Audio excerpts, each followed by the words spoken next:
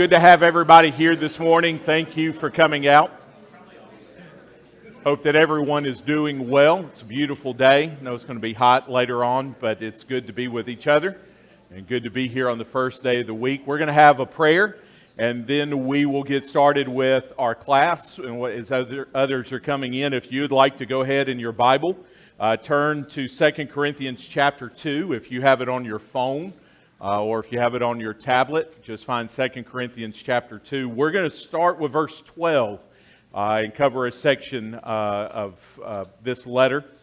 So we'll look at that in just a few minutes. It will be a continuation building off of what we've already studied, so we'll make a few tie-ins on that as well. But if you want to go ahead and do that, you can. 2 Corinthians chapter 2, we'll start with verse 12 in just a few minutes.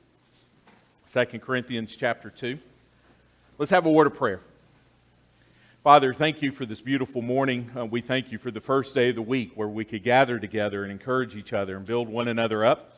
And we are thankful, Father, that Jesus was raised on the first day of the week to give us hope, to give us peace, to give us joy, to provide forgiveness of sin, to let us know that no matter what happens within life, because He was able to come out of the tomb, because you, through the power of your Spirit, brought Him back to life. You can do the same for whatever situation we find ourselves in, and that no matter what happens, we have our hope tied to that. And that is what one of your apostles calls the living hope. And we pray, Father, that we'll always be grounded and anchored by that. We thank you for the time that we have this morning to study your word. And as our prayer has been, it is today. We don't want to just study your word for information. But we want to study your word so that we can be transformed from the inside out, more and more into the image of your Son, where we think like Him, sound like Him, and act like Him. And we can be the representatives and the ambassadors that you would have all of us to be, to the people that we live with, the people that we work with, and everyone else that we encounter on a day-to-day basis. We thank you for those opportunities, and we ask for your blessing on all of us this morning. In Jesus' name we pray. Amen. All right, 2 Corinthians chapter 2. So if you remember, all of these are being recorded. So if you want to go back and look at them, you are more welcome to do that as we're tying them in. We're jumping around this letter a little bit, looking at it thematically instead of chapter by chapter.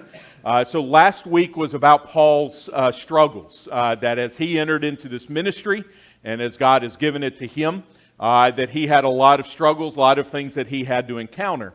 And remember, the way that we're framing this class and going through these themes is that all of us are ministers. All of us participate in the ministry, in the message of reconciliation. Now, it may look different in how that comes about, but make no mistake, a Christian, a disciple of Christ, is an active participant in the ministry of reconciliation and the message. This is how we are this is what we are to embrace. And we talked about that. Last week, it's a struggle. And there are things that get in the way. And Paul here in this section is going to be very raw. He's going to be very open. He's going to be very honest. There are a lot of times where we read the Scripture and we look at Paul's life and we walk away with a misconception. That this guy was just superhuman. He could do no wrong. He could think no wrong. And there's a reason why a lot of us find Peter to be relatable. Peter struggles, Peter fails, and he comes back. And that cycle sometimes continues. And Peter, we just seem to relate more to Peter. But we're going to be able to relate to Paul in something that he's going to say that he's going to fold in as part of his defense. So as you're taking notes, I want to give you 3 ways in how you can look at this. This is not going to be the class. This is just the introduction. But for your own reading and for your own study, you can look at the section we're going to study here this morning in 3 ways. And I encourage you to do all 3 as time allows. So the first one is, remember last week that Paul talked about suffering, struggle, and that really we just need endurance. We need faithfulness. We need, obviously, hope. But when things get tough, when things get hard for us as Christians, we need endurance. We need to endure what comes our way. And one of the questions is how did Paul maintain a spirit and an attitude and a mentality of endurance? So if you're taking notes, what feeds his endurance? Well, 2 Corinthians 2:14, Christ always leads us in a triumphal procession. No matter what it is, and he'll say this in the Philippian letter, whether I'm high, whether I'm low, whether things are going well, things are going bad, I can do all things through Christ who strengthens. And the reason is because there is always victory. There's always a triumphal procession. That's one way to feed our endurance. When our endurance is low, when we're wondering if we're ever going to break free of whatever it is, you are victorious in Christ. 2 Corinthians 3:17, where the Spirit of the Lord, there is freedom. This is the message. This is the ministry. There are a lot of times where we feel like we're meeting life with one arm tied behind our back, and then that we're encountering a lot of things that are holding us back. And that may be the case. But where the Spirit of the Lord is, there is freedom. So, where is the Spirit? He is in each believer. He is baptized, you receive the gift of the Spirit. So where the Spirit is, where the Spirit of the Lord is, there is freedom. And then 2 Corinthians 4, verses 5 and 6, he goes ahead and he understands. Paul rarely uses a reference of apostleship to himself. He mostly does it at the beginning of the letter. I'm an apostle, given apostleship, so forth, so on. For the rest of the letters, the majority of the letters he writes, I'm a servant of the Lord. He will use that phrase a lot. You are a servant. Now, even as a servant, that means that tough times are going to happen. Things are going to be difficult. And the outside world will treat us that way. Servants are not treated in good ways sometimes. That's just part of the territory, part of the package. But you can still endure anyway, because you are always in triumphal procession, and where the Spirit of the Lord, there's freedom. That's one way that you can look at it. The other is Paul provides a twofold defense for himself. One of the things that he's dealing with as he writes this letter is that he's receiving unfair accusations. His integrity, his character is being challenged. It's being, they're trying to burn it to the ground, whoever his opponents are. And one of the main ways that they are doing this is that Paul told the Corinthians, I'm going to come. I'm going to come. I'm going to travel. I'm headed your way. We're going to discuss. We're going to pick up where we left off, so forth and so on. But as any of us know, no matter what you do with plans can change. Well, plans changed. Circumstances beyond his control. And the opponents, the enemies of Paul, went to the Corinthians and said, you see this man? He told you he was going to come, and he didn't come. At the least, this man is unreliable. At the worst, he's a liar, because he told you what he was going to do, and he didn't do it. So his character, his integrity, his reputation, his authority, so forth and so on, they're all being challenged. We live in this world long enough. We will unfairly have our names, reputations, characters, integrity. We live long enough, they will be challenged by enemies. People will look and they will unfairly say things. It just happens. Again, we don't like it. It's uncomfortable. Well, that's what's happening to Paul. So he is in our section in chapter 2, verse 12, all the way to chapter 4, verse 6. He is going to defend why he failed to come to Corinth. He's not going to just take it on a chin. He is actually going to defend himself, and we're going to look at that. But he's also going to defend his apostleship. Just because I failed to come doesn't mean that my integrity is any less or my character is any less. Does this make sense? It's what he's going to do.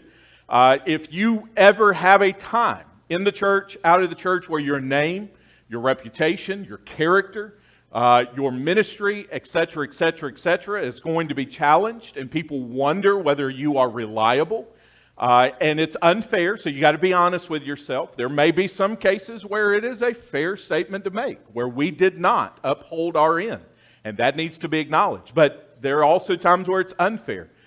You need to read this section. When that happens, when the enemy comes, or the enemies come, this is a section that you can turn to, because Paul had the same thing.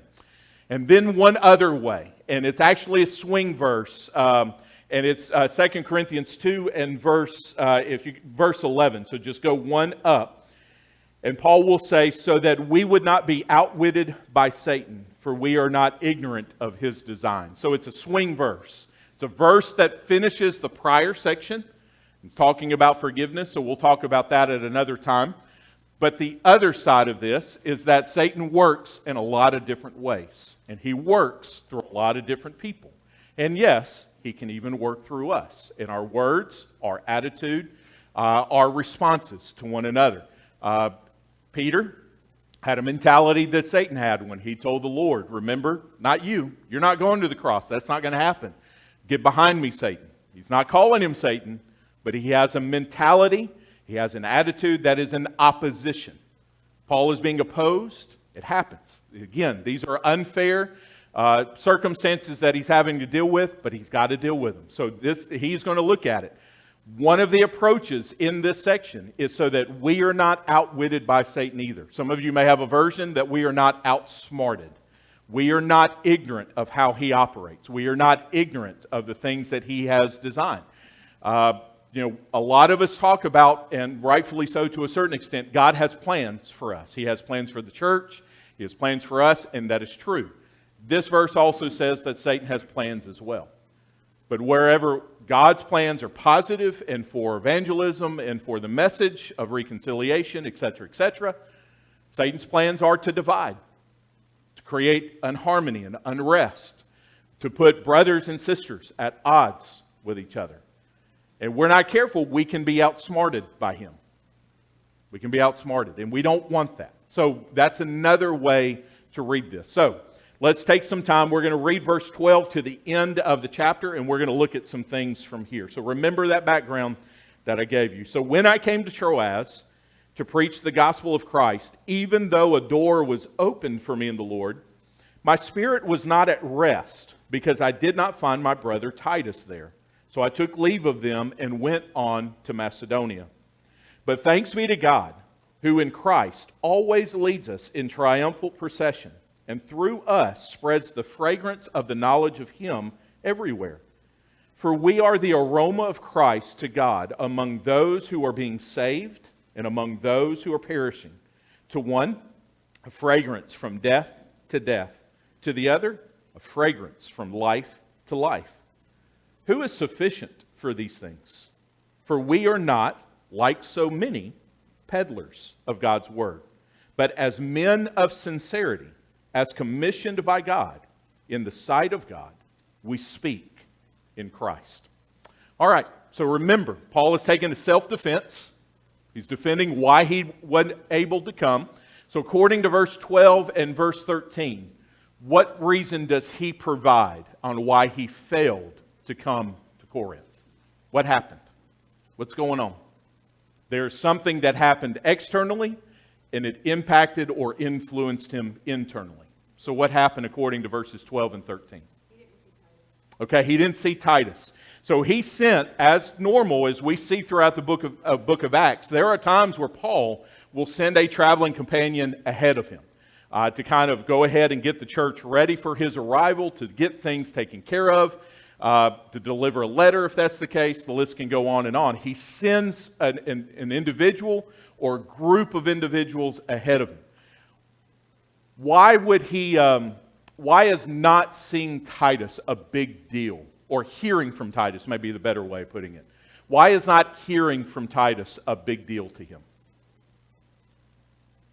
Titus had always been faithful to God and to him. Okay. That raised concern. Okay, so he's always been faithful. So not hearing, in some form of communication, there's concerns that are raised. What else? Why else would this be a big deal? He was collecting funds. Do you think he was worried that he got robbed? That's a very possibility. I mean, that if he was collecting funds, if he was delivering a letter, if he's taking something, whatever it is, he at the least he could have got robbed or beaten up. At the worst, he could have been killed. So as a result of this, and some of you, Ms. Doris, you mentioned this, and Ms. Mary, you just mentioned this in terms of passing. What is born inside of Paul then? You mentioned a word, and you mentioned a word. Worry. Fear, worry, concern, I think is what you mentioned. He puts it, my spirit is at unrest. Fascinating.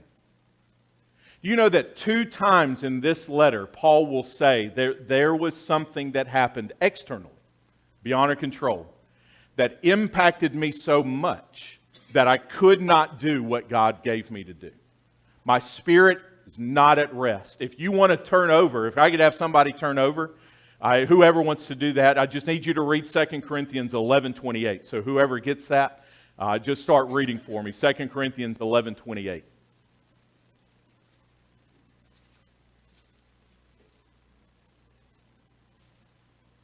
Whoever gets there first. And apart from other things, there is a daily pressure on me of my anxiety for all the churches. What a very raw and open moment. I'm shipwrecked 5 times. I'm hungry. I'm thirsty. We're beaten. Sometimes left for dead. We don't know what's happening to the people that are with us, like a Titus. And what was just read from us, he said, on top of all of that, there is a daily pressure, a daily anxiousness on him about how many churches? All of them. All of them in Corinth, but also all of them that he has planted. Could you imagine, as a church leader, it's not enough to be concerned about what happens in one local congregation. Do you imagine that you are concerned about 4 in Galatia, 5 in Thessalonica, 6 in Jerusalem? I'm just throwing numbers just as a what if. Could you imagine that you're concerned about churches that are in Arkansas, California, Texas? You're an apostle. Could you imagine every single day, I wonder what's happening? Are they faithful? Are they struggling? Are they building each other up? Or are they tearing one another down? Has the enemy outsmarted them? Or has the Spirit promoted freedom among them? Are they bearing the fruit of the Spirit like love, joy, peace, kindness, gentleness, patience, and self-control? Or are they eating each other alive through greed and jealousy and fighting and arguing? You imagine those types of things. Go ahead.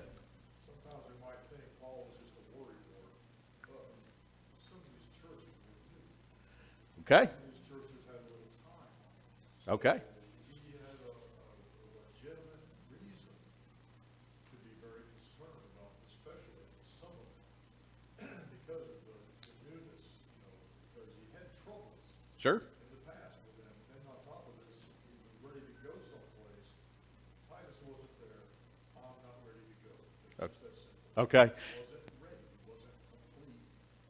All his gear's not there. He wasn't ready to go. Okay, so you make a really good point, especially about some of these congregations are new. Like Thessalonica, as far as we can estimate, he was there for about 2 to 3 weeks, and then he had to get out of town. So you could imagine leaving, couple, maybe 10, 15, 20 new Christians, and you don't have time. You got to get out. Remember, that's when he was let out of the basket. He was over the wall, and he goes down to Berea. So you're right on that point. Go ahead. I think it's interesting that all this comes on the heels of what you just read a minute ago in verse 11 of chapter 2, so that no advantage be taken of us by Satan, for we're not ignorant of his schemes. I think sometimes we don't take that serious enough, and I think he is really taking that thought serious. No, he is. He's taken it for both angles. When we cover the first 10 verses of chapter 2 a little bit later, we're going to see how internally the Corinthian church is on the precipice of being outsmarted by not forgiving. But he also says Satan is not beyond using external, natural things to hinder either from that perspective. Go ahead.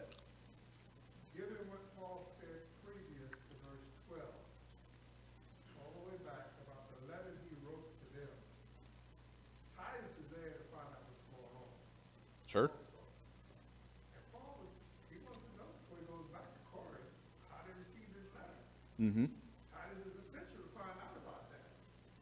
And not finding Titus does create a lot of anxiety for you. He, You can't go back. Right. And it's not just Titus in terms of his own personal welfare. Titus is supposed to write back. Remember, Paul is concerned about the Corinthians. Did the Corinthians kick Titus out? Was my first letter too strong? He seems to allude to that. That my first letter actually did more than what I wanted it to do. It kind of beat you down. there just are a lot of unknowns. And we just take for granted that we can pull our phone out and we can instantaneously communicate with somebody across the world. Whether it's through an actual messaging system, social media, we can instantaneously do this. This is a man who's probably just struggling weeks, if not months, for not hearing. That's where he's at. So he essentially says, because I was so at unrest, I was in no shape for the ministry. What two aspects of his ministry did the unrest impact? What does he say out loud? What does he admit? Okay, there's a door to where? Okay, there's a door. And if you read through the book of Acts, how important, when a door is open, how important is for Paul to go through that door? Does he second guess going through the door? Does he delay going through the door? Does he sit around and plan and strategize and then go? If the door opens, what does he do? We will go. And if I got to go across the water, I'll do it. If I got to go up the coast, I'll do it. A door being opened, if you just know the book of Acts, and this is part of the self-defense. You guys know me. You know that if a door is open, I'm not letting it stay open.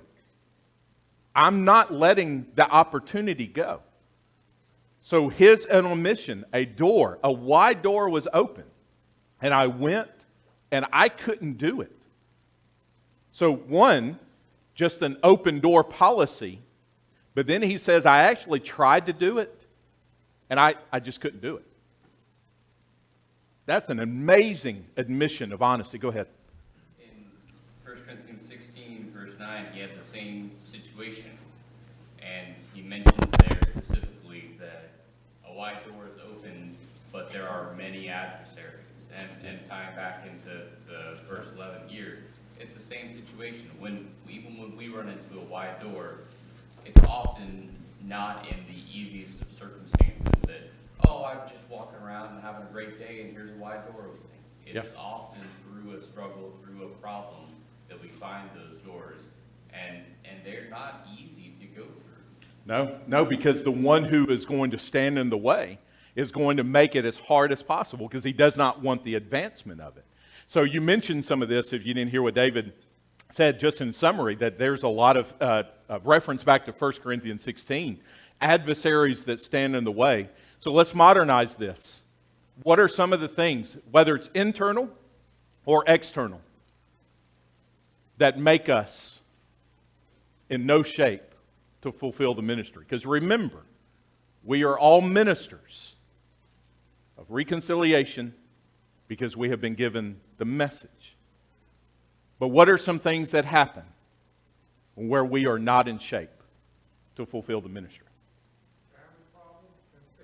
Family and sickness. Okay, so problems within the nuclear family, earthly family, sickness or health in general. Okay, what else? And Paul will admit that, by the way, with the thorn in the flesh later on in the letter. Okay, jobs, just actually having to make a living. I got to live. I got to be able to provide for that family if that's what I've chosen to have. What else? Okay, rejection. So if I do go, if I do participate, then the people that I've tried to share this with have just rejected it. Or if nothing else, just are not interested. Okay, what else? Lack of confidence. Okay, a lack of confidence. I don't know if we can do this to begin with. We have a lot more questions. So if we say we're going to do something, a lot of us will be just negative. And I don't know if we can do this. I don't really think we tried it before or something like that. Go ahead. When it comes to rejection, you're still responsible to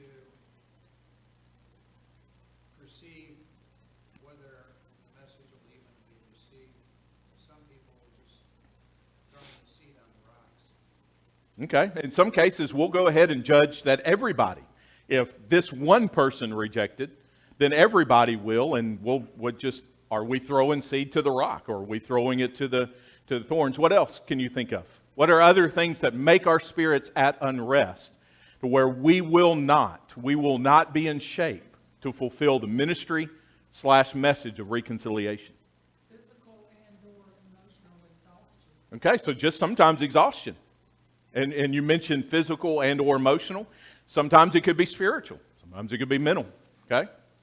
The other thing is, we know that Paul always had an entourage with him. Sure. And in some cases, he ended up being there by himself. Okay. So he couldn't do the work he needed to do until that help caught up with him. Okay. So The impact of the work.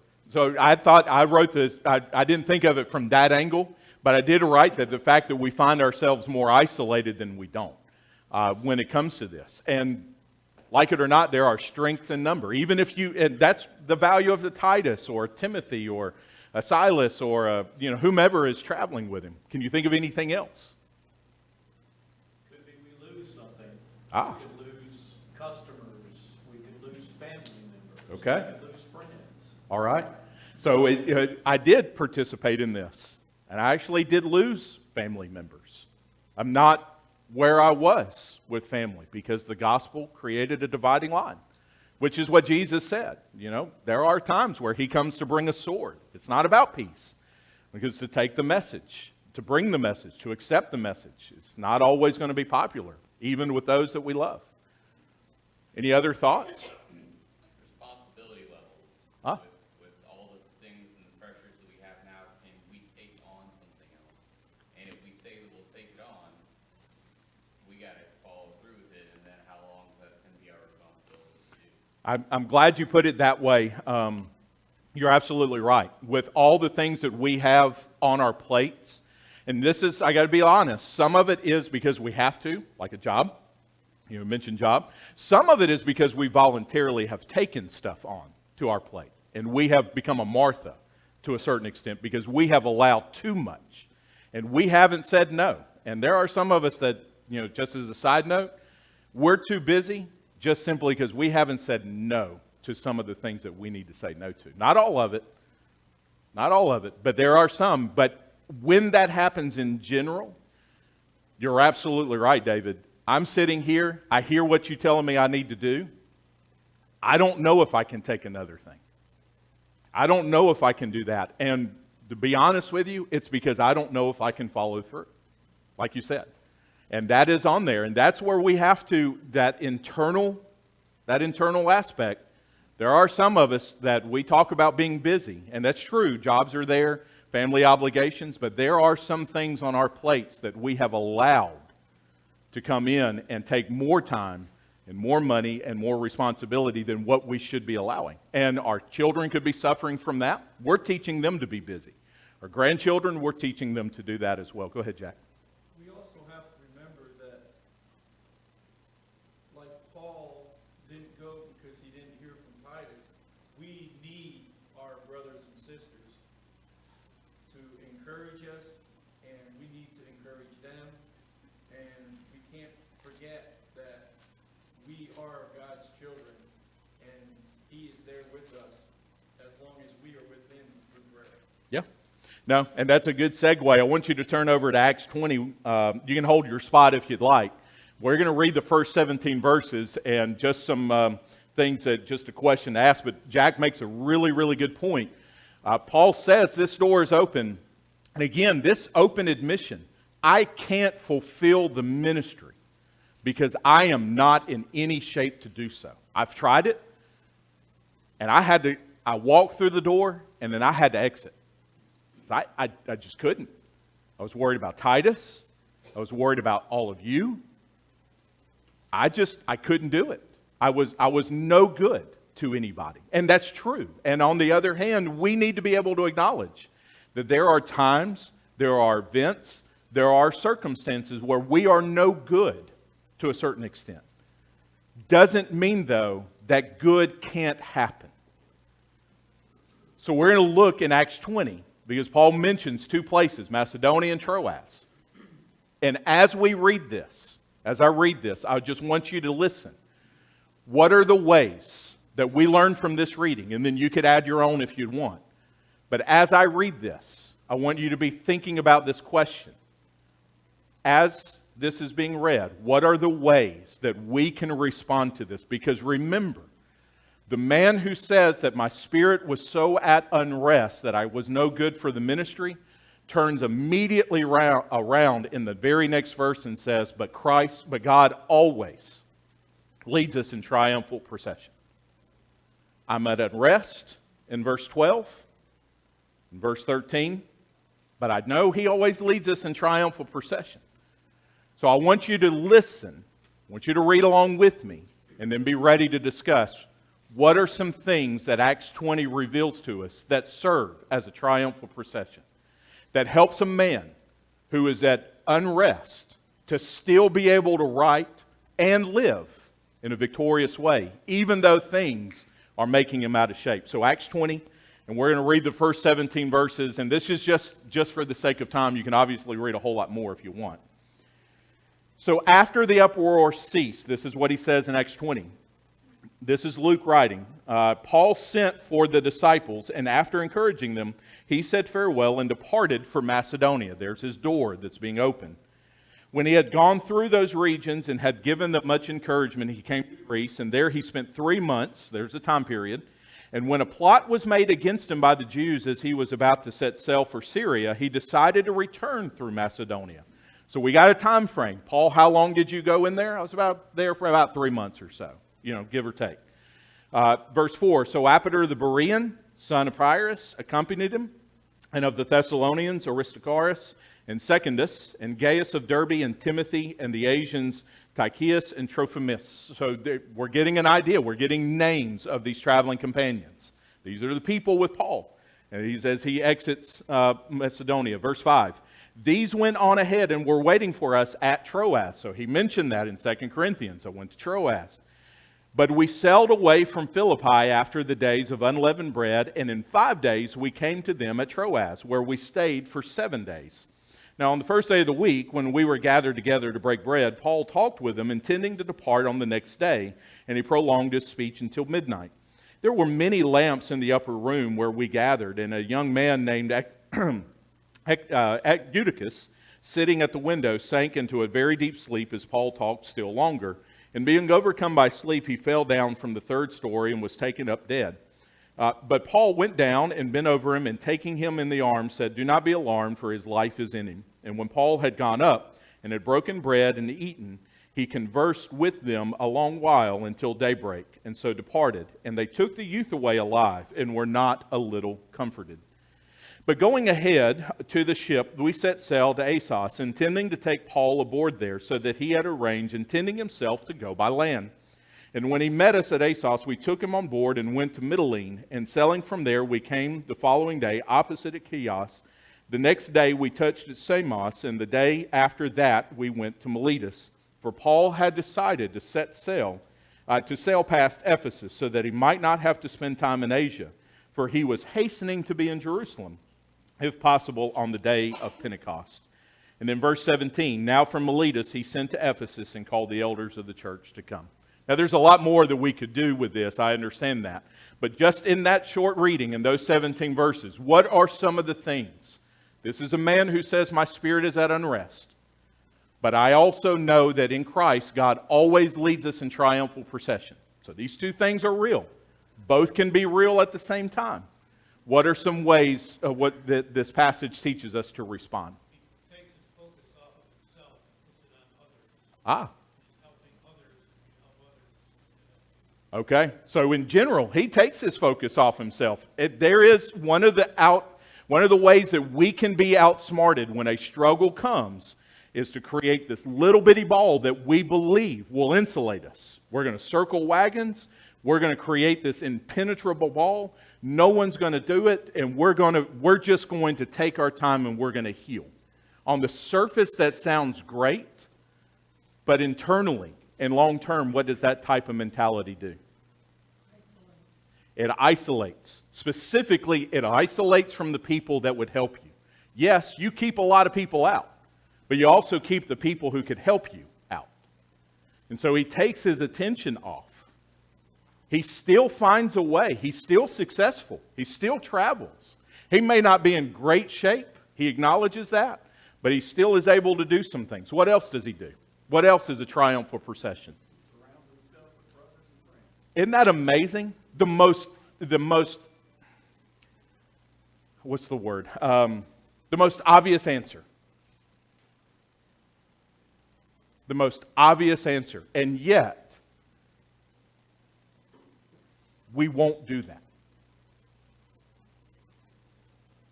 Think of the way in which we're outsmarted. He said that he surrounds himself with these brothers. Notice the names that he lists with him. People from different places. You don't have to surround yourself with everybody, but you got to have a circle. And for whatever reason, the American way is, I'm going to shut the door, I'm going to close the windows, and nobody's coming in. And guess what happens? The thought that we're going to recover because we've cut everybody out doesn't happen. And when somebody emerges and the struggle has already broken them, so Adam, you mentioned this a minute ago, it's broken a marriage, it's broken their family, it's broken their job, and they emerge, I don't know what happened, you cut everybody out. If I can implore all of us to not do something, to not be outsmarted, don't cut everybody out. I'm not saying that you have to tell everybody in this room, but you got to have some people. And the sad reality is that the enemy outsmarts us by isolating us and getting us to believe that in isolation, that's where the real recovery and that's where the real thing happens. That's not where it happens. Nothing good happens. When Cain is isolated, nothing good happens. When Elijah is isolated as a prophet on the run, nothing good happens. When David is isolated on the top of a roof, nothing good happens. Why do we believe? Rhetorically, why do we still believe that when a struggle, a strife, a problem, an issue, a loss, all of these things, why do we believe that the best way to handle it is to isolate? When our spirit is at unrest. Yes? I think one of the things that Paul is bringing out in this passage is God provides him with people in those different locations that's essential for him to be successful there. Paul's going to brand new church. He knows nothing about these areas. And so all these many names that they call out are people from those regions that are essential to help him accomplish the mission he needs to do. Okay. So even though he may not be able to do it and he's not in good shape, and we're admitting that, doesn't mean that others are not in good shape. So one of the things that he does, I would assume, and this is reading into the text, so it's stretching a little bit, is that he tells the men from Thessalonica, the men from Berea, I'm not in good shape right now. My mind is divided. My mind is on Titus and my mind is on Corinth, and that needs my attention. But can you take care of Berea until we can get things taken care of? Can you take care of Thessalonica? Can you take care of, and list the place? I mean, and you got to have the ability to do that. Go ahead. And it's exactly that point that turns it around and gives Paul inspiration. He's got to be thinking, if these guys can go there and stay and we can do these things for me, I need to go ahead. So I think in many cases it's not just always Paul inspiring everybody else on it. We can inspire others and they inspire Paul, I think. Great point. No. And it gives him, he creates a purpose. I sent Titus to Corinth. So I could kind of just stay isolated and do all of this, but I've got to give myself a reason to move forward. Now, it's not easy. We're not talking about, I know the practical implications. No one here is going to move forward on someone else's timetable. You move forward on your own. The key is that you move forward on that. And so you're right from that perspective. And they inspire him. They help him to be able to do it from that perspective. Yes? This road trip created some great opportunities. Okay, the detours. Well, and just because the door closes, we know this from our own little saying, if one door closes, right? And the door, by the way, doesn't look the same. The door going back is not an evangelistic door. It's an encouraging door. He's able to go back and encourage people. Again, the ministry and the message of reconciliation isn't going to always look the same. And the outsmarting of Satan is to get us to say, well, it doesn't look the same, it doesn't feel the same, it isn't the same, so I'm not going to do anything. We learn to adapt. We learn to go. And it isn't because of something in us. It's because we are always led in triumphal procession. And where the Spirit of the Lord, there's always freedom. That impacts day-to-day things. Yes, ma'am. Isolate ourselves. Sometimes we're not thinking clearly. Mm-hmm. And if we allow friends and family to come in and offer suggestions, you'll be surprised at what can happen to change everything. It is, if we'll do that. If we'll do that. And that's difficult. That's difficult. And the person who is struggling is just going to have to empty themselves of a thought process. And that's everybody. We all have to. I mean, this is difficult. This is a difficult passage. I'll close on this note with a few minutes that we have left. There is power, and not just surrounding himself with friends, but he gathered together. And I know we use Acts 20 and verse 7 as kind of an apologetic for communion, and that's a good idea. But contextually, that's not what's going on. Why does he wait 7 days when he could go on? Unless he recognizes that there is power when everybody is gathered together. There is power, even when we don't feel like it, to be in a setting like this. And there is great power when we don't feel like it, to take the body that was given and the blood that was shed that provides the triumphal procession that I need to be reminded of. Because if Satan can't get us to sin, and if he can't get us to be distracted and busy, he will get us to forget. There is a reason why he waited 7 days. And it isn't just so that a defense for the weekly act of communion could be provided, even though that's one. He waits. If we combine 2 Corinthians, he waits. Elisha's reading into this a little bit, okay? So bear with me. He waits. So I need to be with the church. And he also meets with the elders.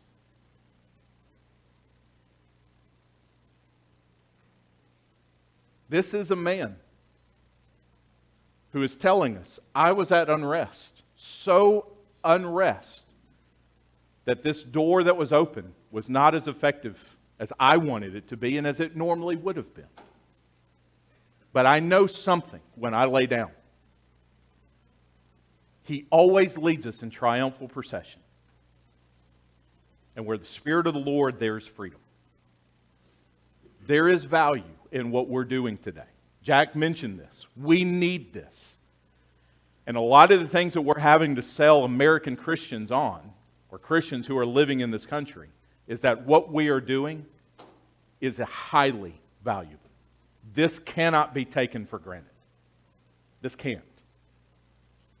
The value of being with other people who are struggling. The value of being with other people who may not be struggling and can lend their strength.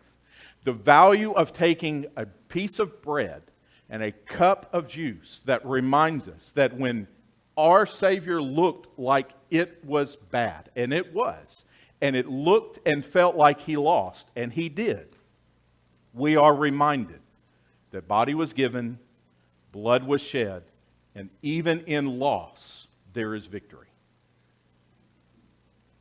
And that's hard, because the enemy works. You lose, you lose. And the gospel tells us, no, you lose, you win. Because it isn't just death. There's resurrection. So Paul could leave a door that died when he left it, knowing that he could go back, because there's resurrection. That's what this is about. That's what the first day of the week is about. We don't do it just because it's a habit. We don't do it just because it's a tradition or a custom. We do it because there are several brothers and sisters who walked here this morning whose spirit is at unrest. And they need just to know that you can make it through. And everybody needs to know when I take the bread and I take the juice, there's victory, even in loss. Because thanks be to God, who always leads us in triumphal procession. And through us, even in our losses, spreads the fragrance of the knowledge of Him everywhere. That is how He defends Himself. The lesson is yours this morning.